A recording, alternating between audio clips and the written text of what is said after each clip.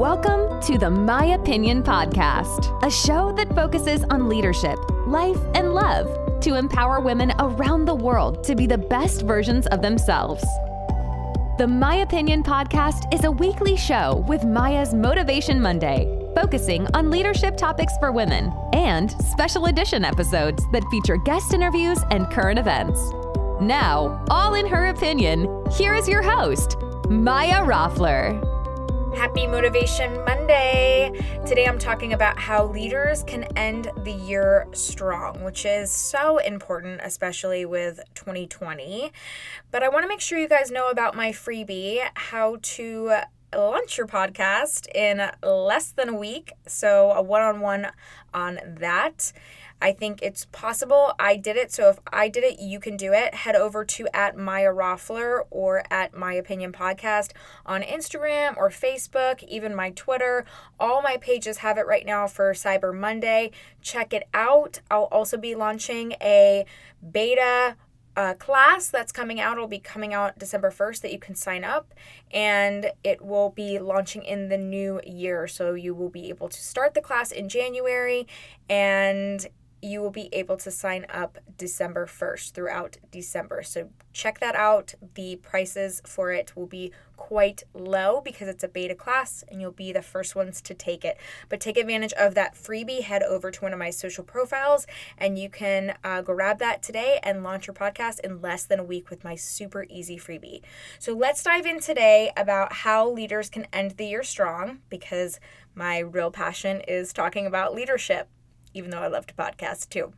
So yes, 2020 has not been the best year for any of us. It has definitely caused a dramatic shift for everyone, but leaders are no exception. If anything, it's put a lot of hardship on leaders, and they've needed to adapt, in my opinion, in many, many ways. And it just depends on what you lead, whether it's a company, a division, a branch, but if you were used to going into an office every single day, you probably didn't do that for a period of time, or you're not doing that anymore. Your teams might all be remote now. You've had to adapt in some type of way. And ending the year strong is really, really important anyway. But now that we've made this shift, it's so important. So despite these difficult and challenging times, how can leaders end this year strong and prepare for 2021? That's really the question as we head into the holidays. And, during the holidays, it's challenging because we don't have just a regular month or two, November and December. There's time thieves from us, and it's our family and our friends and celebrating, and it's a really fun, beautiful time, and even that looks different. But how do we plan effectively as leaders so we get the most out of ourselves, our team, but can also have a beautiful work-life harmony during this time? So there's this other challenge too, that we are in an exceptionally highly remote work climate and environment right now. A lot of added things here. So how can we do this? How can we end 2020 effectively, feel good, sit down on Christmas Eve, Christmas Day, New Year's Eve, and take a breath and be ready for whatever challenges come in 2021, because we had some serious challenges in 2020. This was a crazy year, but we'll have crazy years again. And as leaders, we want to be more prepared than ever. So what can we do to set ourselves up for success with these few short weeks left? And this can apply to any year, because I feel like if you can make it through this year, I think you can make it through any year. Well, first and foremost, meet with your team.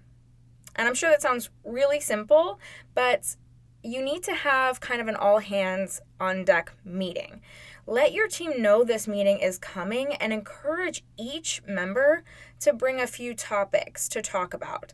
And what I mean by topics are suggestions about how you guys can go into the close of the year strong, like things you guys can do, suggestions for that. I recommend 3. Some people say 2. Some people say 10, and they scale back. It really depends on the size of your team, so you need to look at that and use your discretion as the leader. But have them bring those to the table, but also have them bring their ideas about how those are going to be executed. It doesn't necessarily mean that those team members have the be-all, end-all solution of how it will be executed, but it means that you are listening to them, and it means that you really respect their opinions and their ideas. So that's really important. And make this meeting super interactive. Make it really open so that, if I come to the table, Maya's coming to the table with the idea that we do a flash sale in the middle of December instead of just on Cyber Monday or 2 days before Christmas like we normally do. Okay, how are we going to prepare for that? Well, I come up with a solution. We are going to all that 2 days of the week, we're all going to be hands on deck and everything pauses. Well, maybe my solution isn't right for that, but Andy at the end of the table jumps in and says, you know what? Maya, good idea, but I think actually it would be better if each one of us takes shifts. So it creates that collaborative environment, and you're the one opening that up for them. So you really need to lead this effectively. And that's your job as the leader, of course, and making sure everybody's voice is heard, because you have introverts and extroverts, and we've talked about that many, many times, and you know that as a leader. But really also encourage people to bring not just these ideas and these great things that, they can end the year strong with, and set yourself up for success for 2021, because you do want to have some ideas on the table. I call those like futuristic ideas, like the immediate ideas and the future ideas. Bring all of this to this all hands meeting, to close out the year. But encourage your team to bring at least, 2 to 3 issues that have been happening or they'd like to see improve, or suggestions. But also let them know when you're notifying them about this meeting, however you communicate that most effectively. Don't text them or anything. No, be professional. Send an email. If you're going to do it via phone or a meeting like that to prepare for the meeting, that's fine, but always send an email. I sometimes, when I'm coaching people, I think that is like a known thing to do, to send a recap, but apparently it's not. So you can't just verbally tell people things like this. This is an all hands meeting. You have to recap it in an email. It's okay to just send an email too if you have a really large team, but you need to make sure everyone responds back and confirms that they've received it. So you can follow up with the people who don't confirm. Just a little tip there if you're not doing that. It's accountability, of course. But when they are bringing you these issues, make sure they have a solution for it. And it's the same thing that I was talking about before with the ideas and the things that can be so great to end 2020 and the ideas for 2021.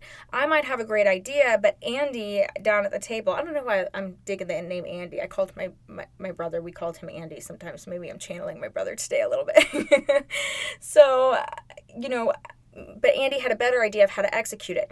The reason you're having your team bring a problem to the table and their suggested solution is, one, they might know things that are going on that you're not always hyper aware of. That's why it's important that you have that open dialogue. But 2, again, Andy might say, look, the communication is really broken as far as our distribution goes, and this is why. But I think it would be better if we sent a memo out every Wednesday. And then maybe I go, you know what, actually, I think it would be better if we just had a quick 15-minute call at the close of business every Wednesday, because that's when we reconcile distribution, Andy. And I think that would be better communication. So the one person does not always have the answer. That is a true team and collaborating. And when you're, as a leader, if you're looking towards one person or towards like your right-hand person for every single answer, you're not a leader. And as a leader, you are not always going to have the answer either. It's collaborative. It needs to be collaborative. And this should be done on a platform like Zoom. It needs to be video. It needs to be a video. You need to see your team if you can't do it in person, which a lot of these are not going to be in person. So second, if possible, meet your teams individually, okay? Have one-on-ones. And I'm not talking about your one-on-ones that you should be doing with them monthly, weekly, whatever your time allots. This is something I call a temperature check. This is a check-in with these individuals to see how they're actually doing and closing out the year. This does a couple things too. It really shows these individuals that you really want to give them that time, give them their moment, because you'll have the extroverts that love to talk during a meeting, and then you have the introverts that may have not been heard and they need that extra time, or maybe they need some time after the meeting or before, whenever it is. Try to work with them on that as well, and have maybe a sign-up sheet for times that work, and then they can prepare for that too. Maybe they can sign up before the all hands if they feel like they need that, or after the all hands meeting. But it really shows your team that you care, but it shows them that they matter to you as an individual. And that's why I call this the temperature check. You're really seeing where they are, how engaged they are with you, how the relationship is one-on-one, how they are with the mission of the company. You're checking all those temperatures. So third, after the group meeting, really prioritize the needs to get done and look what needs to get done and set the team up for success going into the new year, but you need to close out this year, right? So this means you have to have a really detailed, clear action plan, but it has to be achievable for everyone. So you can execute this in a timely manner, meaning in the next short crunch time. Like we have a few short weeks ahead. And when I say short weeks, right, we've got Christmas holidays, we've got other holidays that are observed, we've got New Year. So these weeks are not the typical weeks. We just got, we had Thanksgiving. So there's no time for fluff, none of the extra crap. There's no time for micromanaging. I think the word itself contradicts itself. Manage, or micromanage, like why are we, no, I think it's the silliest thing ever. Just in my opinion, there's no need for it. If I'm micromanaging someone, they shouldn't have that job. I don't believe in micromanagement. I believe in accountability. I don't believe in micromanagement. There's a big difference. So ending the year strong is really important so that your team is prepared to conquer whatever comes in 2021 or whatever year you're going to apply this to in the future. But it's about that action plan, because you can have this all hands meeting and it can be all great and we have all these great ideas, but what is the action plan, and putting those steps down, and then again, remember that email, communicating that back out and holding accountability. And we need to really be realistic about your time and prioritizing and what is going to be the most effective, because you can't do it all. You're one person as the leader. There you have your team of 10 or your team of 5 or your team of even 500 or 100 or whatever it is, but you're probably stretched thin. We all are this year. So be realistic about what you can accomplish in this time frame and prioritize it, put it in the action plan, hold it accountable through an email documenting system, and just hit the ground running. Let your teams go. So last couple things here that you want to do as the leader to ensure that these suggestions, the issues are heard, and they all get into this action plan and it's executed properly and efficiently. So prioritize those tasks. Look at that objective, like I was talking about. Make sure it all makes sense. Remove obstacles as well. So think about that. That gets rid of that fluff I was talking about. Get rid of the extra steps right now. We can look at that in the next year. Get rid of all the extra meetings, all the extra calls. Get rid of all that. Just heads down. Let's do what we need to get done to end this year super strong and set us up for success. Get rid of miscommunication. Maybe my example with Andy about, just sending a memo instead of having a quick call. That's when a quick call is better communication. So streamlining communication, make sure everyone's on the same page. Do not leave that all hands meeting until you guys are all on the same page so there's no miscommunication. Adjusting responsibilities is a huge one. This is not one that some of the leaders I work with are a huge fan of sometimes. But adjusting responsibilities does not mean that you as the leader start dumping more responsibilities on everybody on your team.